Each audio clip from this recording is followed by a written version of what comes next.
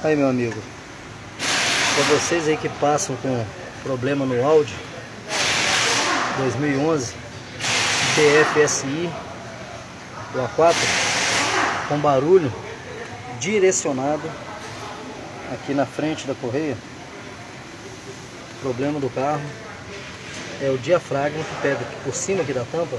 Normalmente acontece mesmo nesses carros mais novos agora, esse diafragma furado.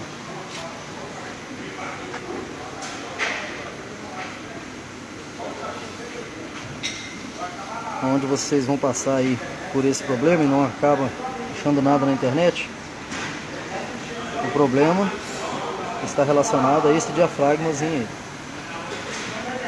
ok?